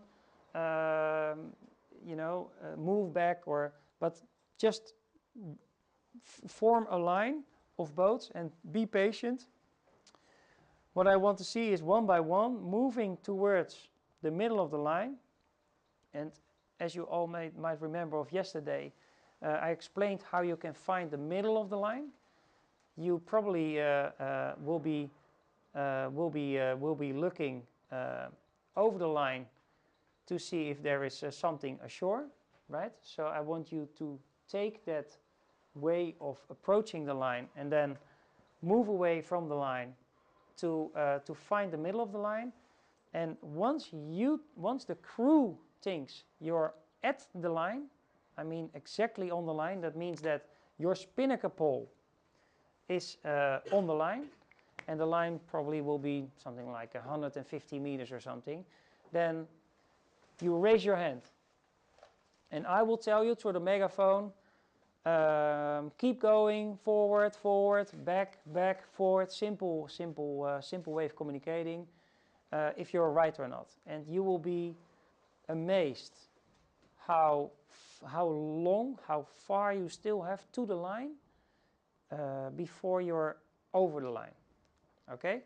And we will do that a couple of times with every boat, because it gives you a new perspective on where the line is and how you should be handling with it, and it will give you in racing an much easier start. Does everybody agree and understand the practice? Okay.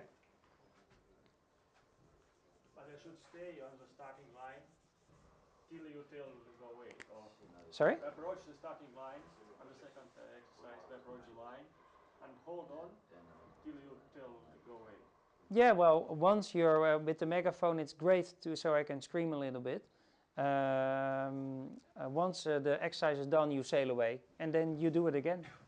And I might change the length of the anchor line to find a different point on the. So you need to routine. You need to keep checking the line. You need to check every time the line on. So.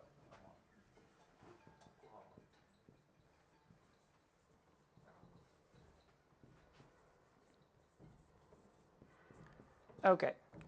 Then 3, we will have, probably this takes us quite some time, 2 races, and I brought some caps, and the guys that will become first will get 2 pink caps, and the guys that, and I don't know how, we love the pink caps because the Netherlands are very liberal, and I'm married and I have a wife and a kid, but we still love the pink caps. The winners will get the cap of the second race, and the boat that will come last will get 2 green caps.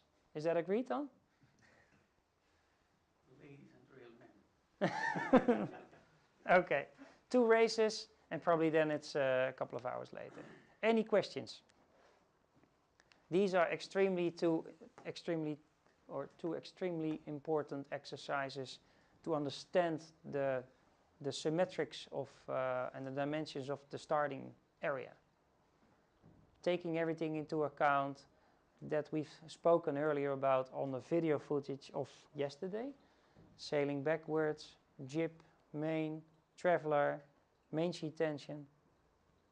Could you make, I don't know, a couple of practice starts before the races and after the starting line exercises? I guess we can. Yeah. What shall we agree about it? So we make this number 4.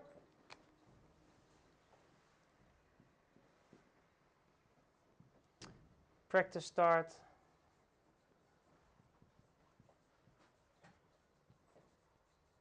I will have the committee boat not on anchor, but completely loose again. We will do how many? Two. Like, 2 or 3. 2, 3. okay, we do 5. 5 starts, and with a 3-minute countdown, same as yesterday, to keep everything logical. Just start. Just start. Starts, no buoy, just starts. You sail 1 minute or 2 minutes, you come back, and then we regroup. And there's a nice breeze out there, guys. Older than 52 starts. Sorry? Older than 50, 2 starts. But the races are the same as yesterday, 3 laps and... 3 laps, yes. Okay. I will write them down. 3 laps. Okay, guys. What's the time right now? 11:30. Sorry? Past 11. Okay. If we can meet on the water in an hour, Yeah. 12:30. So we'll wait until everybody is there, and we will start with the first exercise. What I'm anxious about is what you learned yourself from that first exercise, doing the maneuvering maneuvering at the buoy, what your experiences are, and what you actually did learn. So.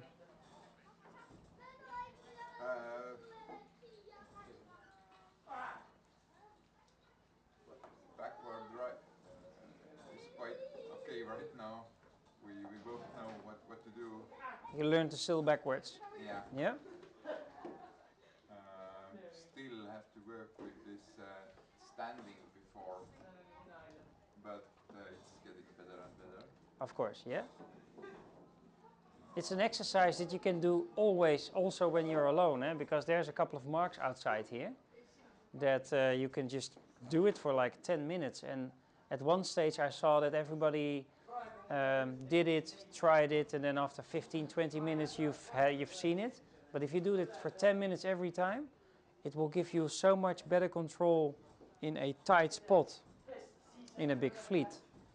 But you learn to sail backwards. You know, if you get stuck in front of the start line and you need to get out of that place, then you know that you're liable, so you have to be careful with boats behind you. If you sail backwards, you're in the wrong always. So you can actually back up and find another new spot to make the start you actually want to make. So backward sailing? Actually, we thought about it that we have to like practice also.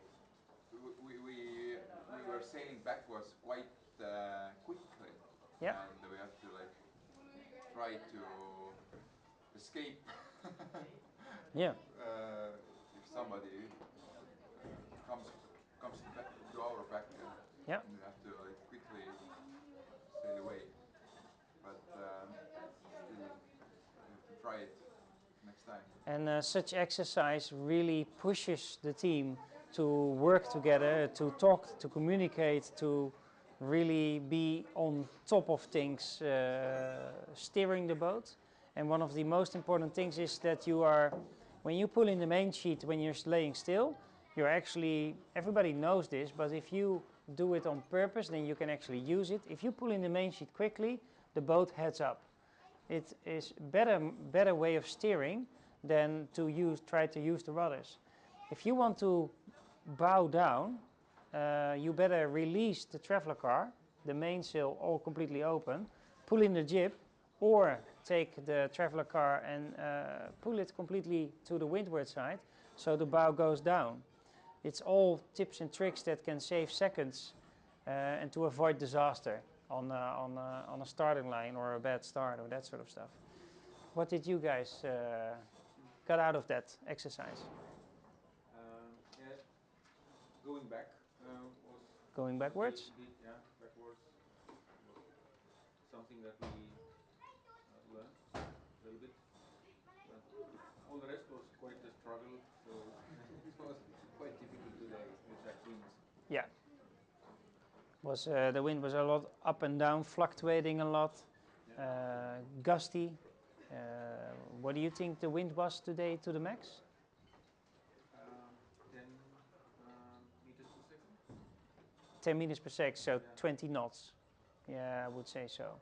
Gusting, I think 20 knots. Yeah. Although some gusts were a little bit at the top mark, were quite vicious because the air is quite cold here.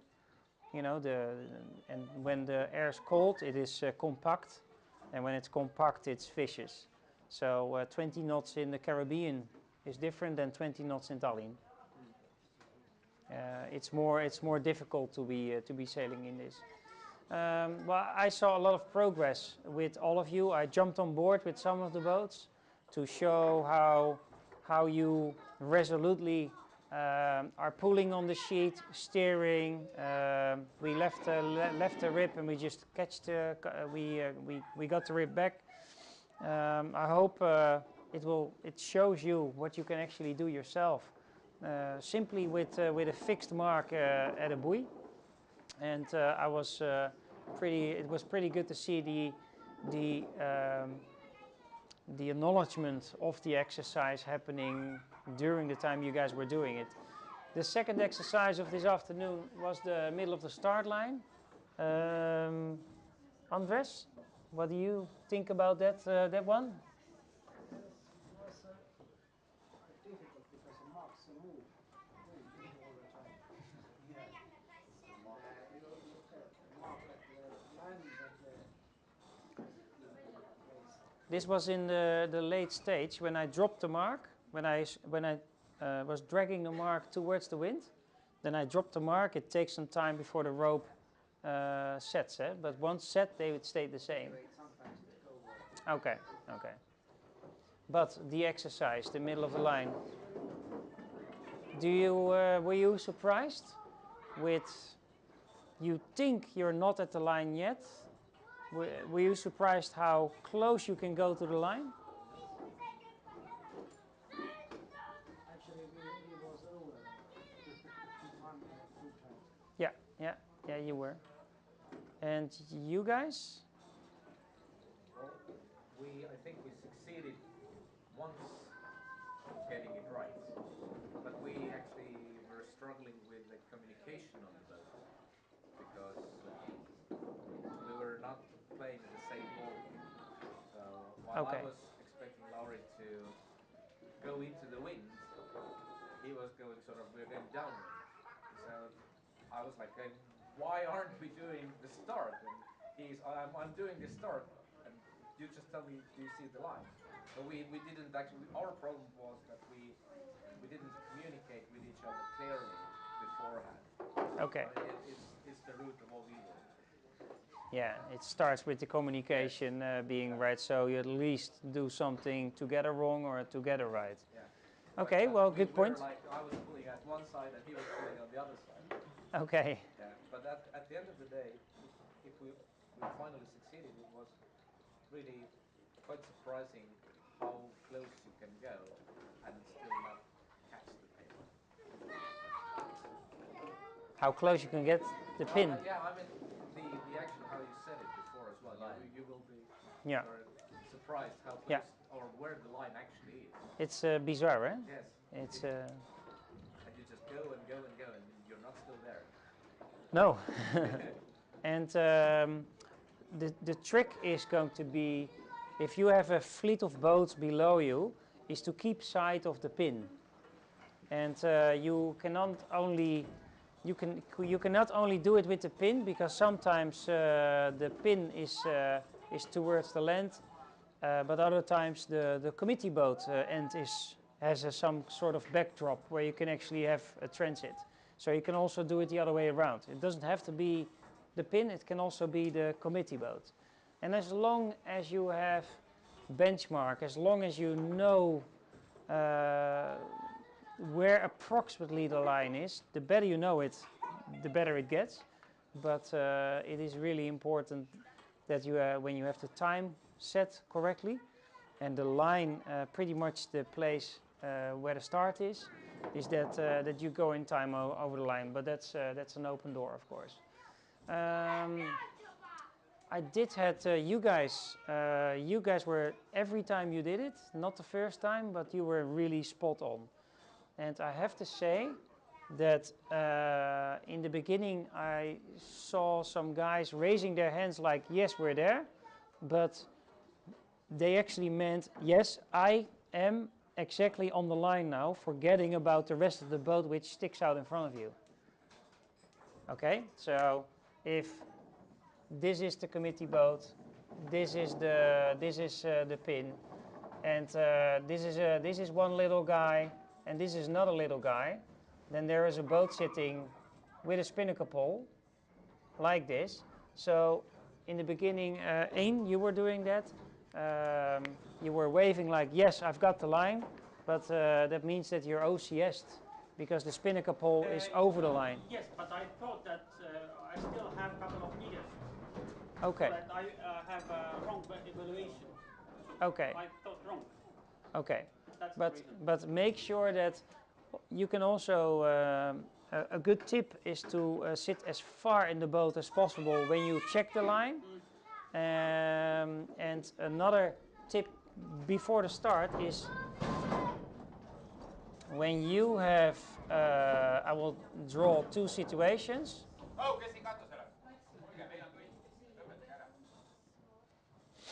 That's one situation. It's a little bit exaggerated, but on this boat, here's the beam. The crew is sitting here. The skipper should be sitting in front, as much front in the boat as possible. But what I see with the start, with pretty much all boats, is that, except the Capricorn, it sits in. Is that people sit too far to the back. And when you sit far to the back, then the bow comes out of the water, and you have less grip, and the boat is drifting sideways really quickly. Well, if you sit like this. This is the trampoline, like this. If the crew sits here and the skipper sits behind it, and this is like in the last 2 minutes before the start, then you have your hulls in the water, you have your daggerboards in the water, and the drifting goes a lot slower. So also with the exercise of staying with the mark, it is really important to sit in front of the boat, to have your weight balance into the front, so the hulls are grippy.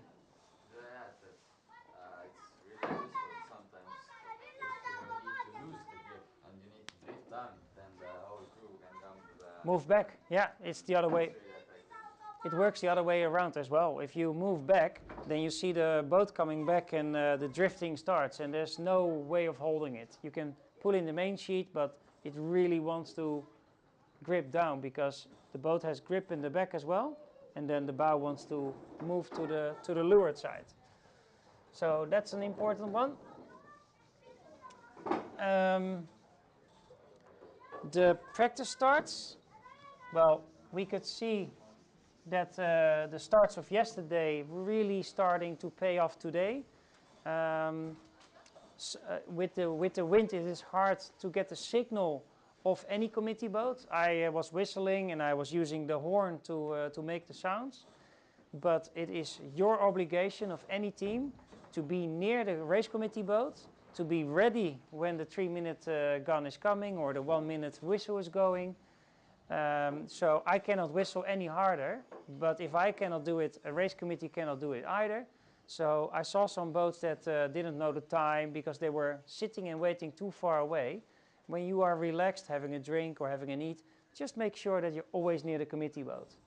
And there were really important races in the past where a long line, a big fleet, if it's light weather, like yesterday, if you are close to the committee boat, you always know what's going on. If you're too far away, you first have to start finding out what's going on. Then you first have to go to the committee boat or ask somebody else what's going on. You're always too late. And when you're too late, you have a shit race because preparation didn't went according to the routine. So always make sure that you're near the committee boat, even with practice races. So the practice, I don't really have a comment on that one. It was just an added exercise for more. We did in the end 4, and I thought it was enough because I still wanted to do the practice race and the final race. So 4 starts were good. The 2 races, we can go a little bit into which side looked to be favorite or which side didn't look to be favorite. We've got the pier, we have the ships over there, the upmark was there, start was somewhere here, wind was something like that.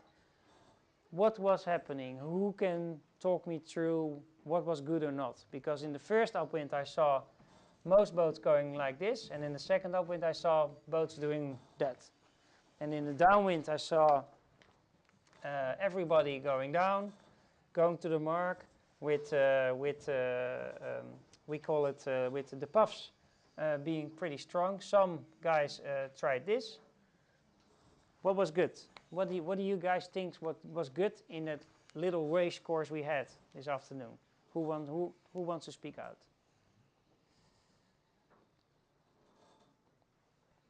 I think that when going downwind, I usually jibe early because then I would. You can draw it with the blue.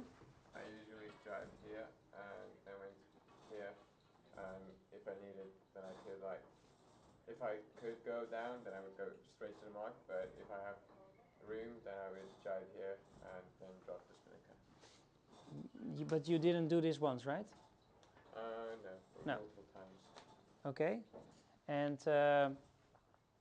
why would you want to do this with the breeze? Because when you have big gusts coming in, then you can't go as high. Because when you come here, then you will go just down, and you're going a further from the mark. Okay. But when you do more jibes, you can be more precise. What I thank you for that. It's very theoretical what we're doing right here because the wind is the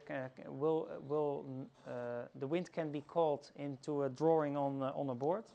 But what's really happening is that I have drawn the general wind like this. But the closer, and this is now what you're going to be recognizing, the closer you came to this shore, and there's a big shore around it here, of course. There's another water and shore. On the northern hemisphere, it's called the Aureolus effect. In the northern hemisphere, wind tends to come from the left from the shore when it leaves shore. So the wind on this side probably was more from the left. Like that. If the wind increased, and I explained earlier that when we go on the water from the morning, we try to find what's going on. And this was a typical geographical wind change in the course. Do we agree? If you sailed on starboard tack from the start towards the land, then there would be a knock, a header to the left. And if you called it in time, and if the wind was there, you know, the puff must be there, the wind must be there. And you tack, you'd notice that you were really high going up. I was talking like you sail from the start, it's got a header, and then on this tack you were sailing high. And then the further you sailed away from the shore again, the more further right it went. So it was quite a difficult little course, because if you would have tacked, and it takes time to tack, and go here, then you also notice that going upwind on starboard tack, the last little piece to the mark, then you notice that you had a little right wind over there. Wind that didn't come from the shore, so you had a lifter over this side. In the bottom of the, I should draw it here, in the bottom of the course you had a little lifter over there. What I would suggest to do is when you go here, you continue from the start as you did until you hit that gust that is a lefter. Tack, take your profit, then continue to the mark because I'm drawing it in exaggeration. Then round the mark. Before you tack, you pull up the dagger board. So the leeward dagger board is up. You tack, you set the spinnaker, you set everything on the boat. And then you need to be a little bit lucky. You can't wait in a race, so you have to do it. If a big gust came from the shore, and I want you all to, the next time when you go around the mark, you need to think about your next move in the downwind. So you're still sailing upwind, but if you think and talk together about, okay, what is the plan for the downwind? This is the place where you talk about the downwind, because from here you are sailing towards the mark, you still need to round it, and you can see the gust over the water that you are about to hit. So here you make a plan, you go around the mark. If you hit a big gust, then the ideal line would to be sailing not high with the spinnaker, but low, to keep it deep. Because the further you can take it down, and it was gusts like this pattern, the further you can take it down, the longer you stay in. And then what happened lots of times is when you jibe and you go towards this mark, you notice that the wind turned right again. So lots of you came low onto the mark. You had to lower your spinnaker earlier than you actually want to, because where you want to lower your spinnaker is here and not here. Or when you see it happening that you go too low towards the mark, is that you find the place to lower your spinnaker. It takes some time, maybe 10 seconds, 15 seconds before everything is set, and then reach towards the mark. Okay, so don't go all the way to the downwind, because this is then the downwind or the reach has become upwind then. So I didn't sail, I just looked, but this is how it looked to me. Quite good drawing. Does this sound logical to you? On what happened, on strategy, on wind? Yes? No?